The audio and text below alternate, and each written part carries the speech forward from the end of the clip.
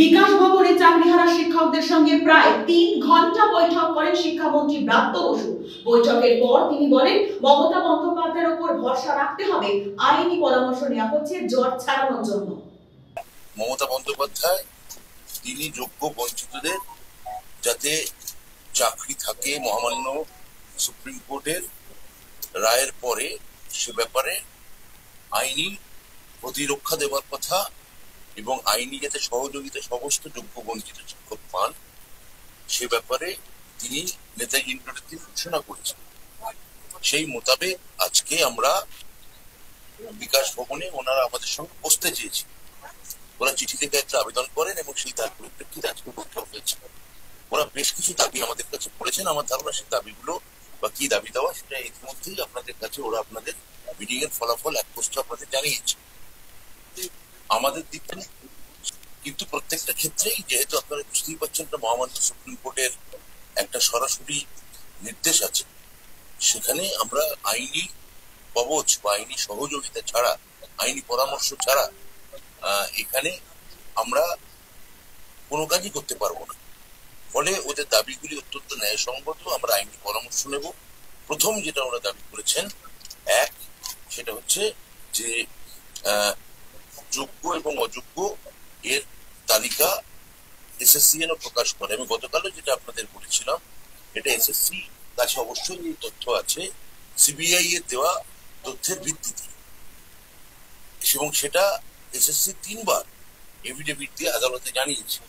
অর্থাৎ যোগ্য অযোগ্য তালিকা আমাদের আছে, এক, এবং দুই, ওরা দাবি করছেন সেই তালিকা যেন এসএসসি তাদের আমাদের ওয়েবসাইটে তুলে দেয়।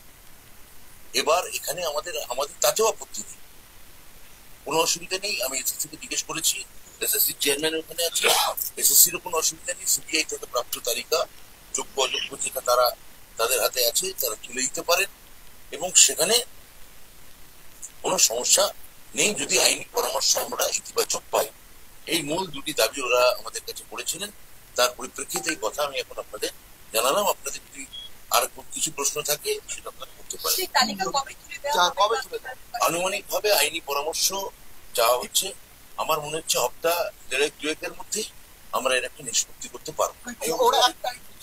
ওরা বলছিল ২১ তারিখে আপনারা এই যোগ্য অযোগ্যের তালিকা প্রকাশ করবেন।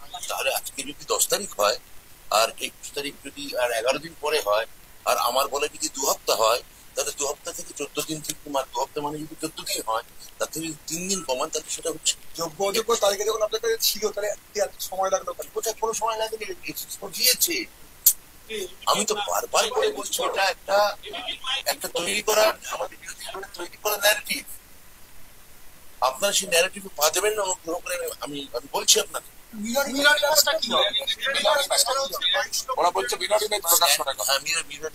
সেটাও আমরা আইনি পরামর্শ নেব। সেটা যদি সম্ভব হয় আমরা তুলে দিতে কোনো অসুবিধা নেই। সিবিআই রিকভার করেছে ওইটা তো? হ্যাঁ, অবশ্যই তুলে দিতে পারি।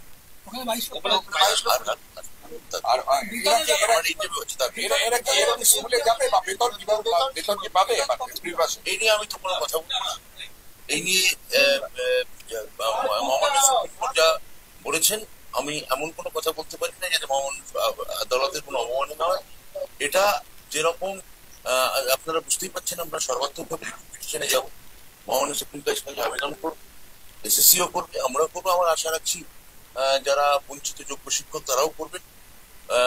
ফলে এটা আমাদের রিভিউ পিটিশন অব্দি এটা নিয়ে আমাদের কথা বলতে এটা আদালত অবমাননা। তাহলে সুপ্রিম কোর্টে এটা অর্ডার দিয়েছে যে যারা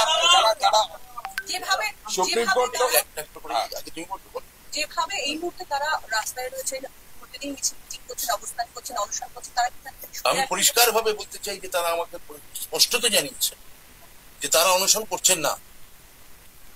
তারা আমাকে, যারা আমার সঙ্গে যে প্রতিনিধি দল এসেছিল, আমি পরিষ্কার ভাবে জানাই আবার, তারা আমাকে স্পষ্টত জানিয়েছেন তারা কোনো অনশনের মধ্যে নেই।